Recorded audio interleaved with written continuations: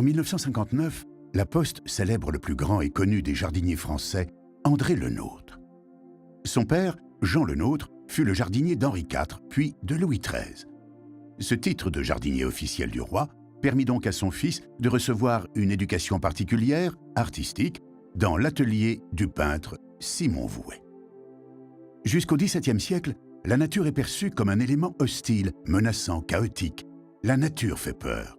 Les forêts sont remplies de brigands et de loups. Les villes, les châteaux, se protègent donc de cet extérieur si menaçant. Le Nôtre ne porte pas la paternité du jardin à la française, ces jardins avec des motifs de broderie, mais il va se dire que cette nature, on peut l'amadouer, la domestiquer, l'ordonner, l'organiser, la contrôler. Et grâce à sa formation de peintre, il va composer ses jardins comme on compose une œuvre d'art. Et son premier grand projet, c'est Vaux-le-Vicomte, un jardin qu'il va véritablement modeler.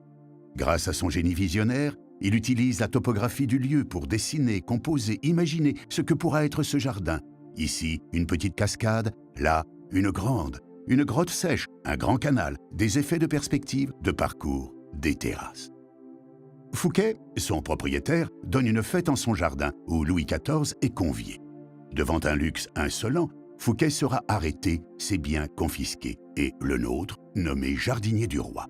La grande aventure de Versailles va débuter, ainsi qu'une complicité entre le jardinier et le roi. Il est difficile encore aujourd'hui de dire qui de Le Nôtre ou de Louis XIV pousse Versailles à être toujours plus grand, toujours plus beau.